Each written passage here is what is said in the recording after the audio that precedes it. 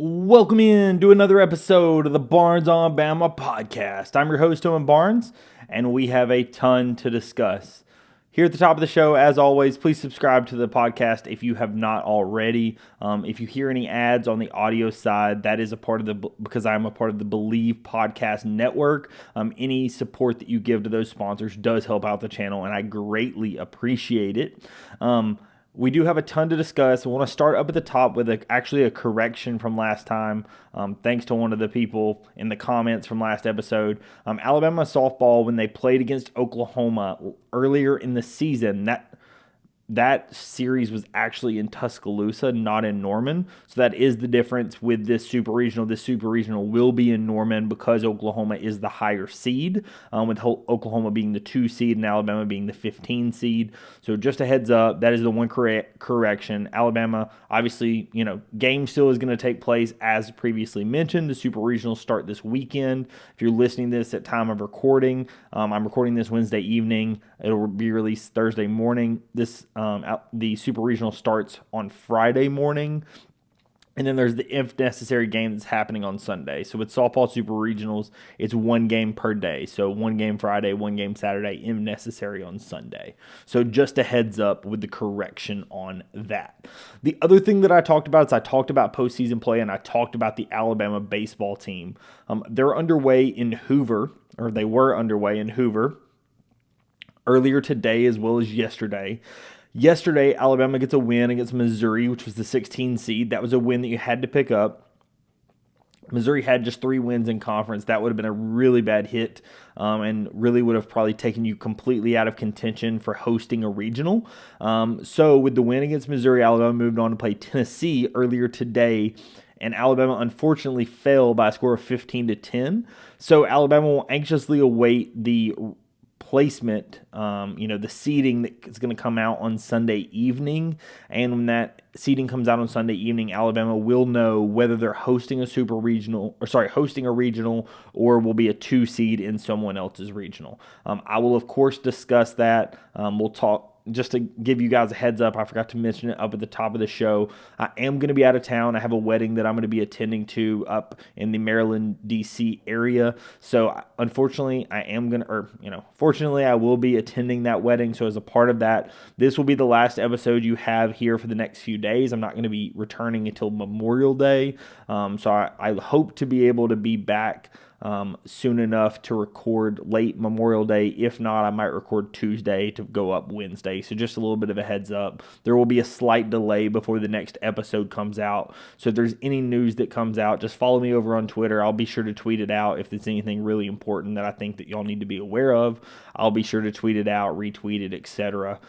So just follow me over on Twitter if there's any breaking news that might come out before then. One other piece of information that I wanted to get out before we go over into basketball news, because there's actually a decent bit of basketball news that I think I want to talk about, and I want to have that be the major part of the show today. The last thing I wanted to talk about is Nick Saban. Nick Saban actually won an Emmy in his first season with ESPN. He won an Emmy just the other evening in being the most outstanding personality and emerging on-air talent with ESPN. Nick Saban wins the Emmy. Obviously, just incredible to see. If you saw Nick Saban on College Game Day and all the stuff that he's done with ESPN, he's been an incredible addition to that. And obviously, with them phasing out Lee Corso here, his last show that he's going to be on being the first show next season, I think that really is kind of a seamless transition into Nick Saban being able to be in that role, the former coach. Obviously, he's great at being on air. They talked about it while he was still coaching, knowing that they had a spot available for him. And I think that he's been really, really good addition, whether it be with that or what he's done with the pre-draft stuff. Obviously, Nick Saban puts his full effort into everything, and him being able to showcase his knowledge that he has on college football, I think is just a perfect fit. So really proud of, really awesome for him, really happy for him to have won that. It was really, really cool to see. So, as I mentioned, next thing we're going to talk about is we have a lot of basketball news. One update, As to the episode that you may have seen last week that I recorded with Ryan Phillips, Ryan mentioned on that recording that we probably would not hear anything from a Darius Miles perspective and for his court date and such until mid to end of July. That was all but confirmed earlier today because the next thing that's going to be happening as it relates to Darius Miles is he has a status conference. It's going to be happening on July the 11th. So that is not his trial date, but that is the next status conference. Usually that comes before they set like trial dates and jury selection and things like that. So just a heads up, that is the next thing that is set for Darius Miles. So if you'll stay on the lookout for the news that's going to come out around that, I would suspect that his trial is probably going to be happening in the end of July. As I previously mentioned, if you're trying to stay in touch with what's happening on that, please follow Ryan Phillips at Journo Ryan. Obviously, we did the episode kind of where we unpacked all the facts of that case, and I do plan to have him back on to discuss the Darius Miles trial after it takes place. But for all the up-to-date information, follow him. He does a great job covering all of that around Tuscaloosa. Another thing I want to talk about, just because I'm recording it today, and when I was doing some research on this episode, I thought it was funny that it popped up. Taylor Bowen, one of the transfers that we have signed from Florida State, that I fully expect to be our starting 4 guy next year. Elite, 6'10" guy, can really shoot the three, great defender. Today's his birthday, so I thought it was just really cool. Wanted to mention it. I'm recording this on Wednesday, May the 21st. So, like I said, depending on when you listen to this, that was when his most recent birthday is. On the recruiting front, I know a lot of people like to talk about recruiting, and I even mentioned a little bit about it in the last episode. The guys that we're really hearing mentioned the most are Desmond Claude and Keontae Jones. From a Claude perspective, it did sound like we were the ones that he canceled his visit as a part of some of the discussions surrounding us, or we canceled his visit. It was kind of a mutual parting of the reason the visit was canceled. From what I had heard, it was related to the fact that he upped his request. We told him, hey, this is what our NIL offer is. He upped his request, and then Alabama was like, hey, I think we're okay. As of the time of this recording, and everything with recruiting is very fluid, especially in the transfer portal and NIL era. As of the time of this reporting, there's some reports that Alabama may still be talking to him, and Keontae Jones may be more of a backup option.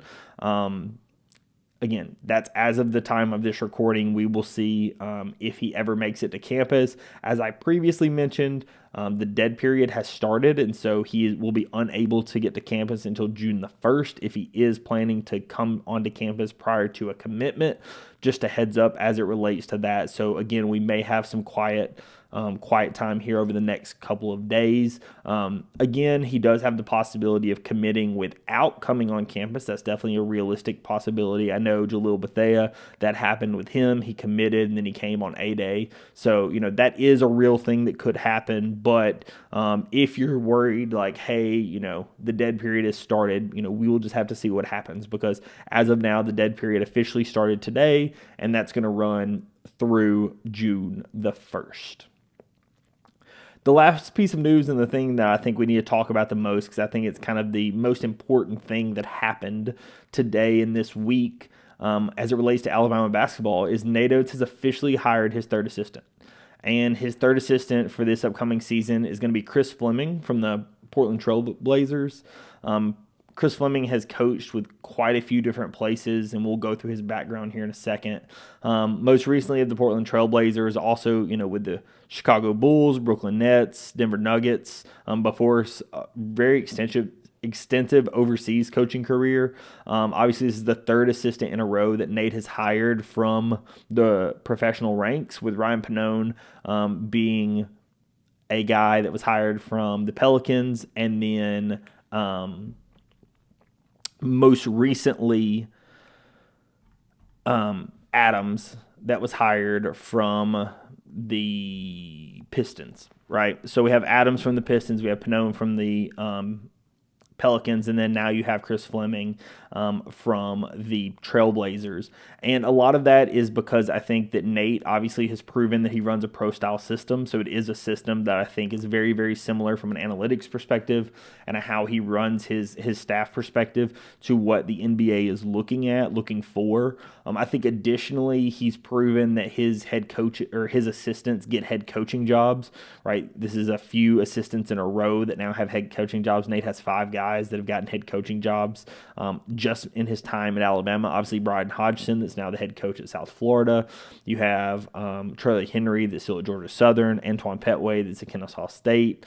Ryan Pannone, that just left to go to Arkansas State. And then UTSA, right? You have our guy at UTSA, right?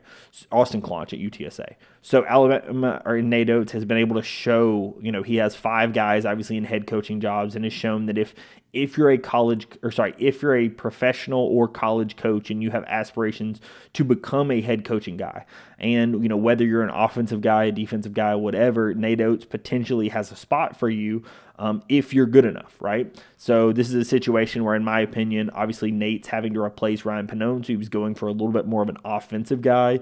That is the type of coach that Chris Fleming is labeled as. He was considered the offensive guy for the Bulls, for the Trailblazers. He was the lead assistant for the Bulls. He even coached a few games. I believe he was 5-0 during the COVID season when the head coach had COVID, right? So he is a guy that definitely has a ton of experience with a lot of, NBA vets, and with Nate Oates running a program that is geared around how the NBA is from an analytics perspective, but also the talent that we're recruiting. When you're looking at a guy like Taylor Bolbo, when you're looking at a guy like Jalil Bethea, the reason these guys want to come play for Alabama is because these guys have aspirations to play in the NBA, right? When you can bring in assistant coaches and you can say, hey, these assistants had other opportunities in the NBA, but they came to coach for me, right? Or those assistants can say that, hey, I believe in Nate Oates. I had NBA opportunities. I've been in the NBA. I know what that looks like. And here's how we're going to coach you to get you to that level, to get you to where you're ready to go to the NBA.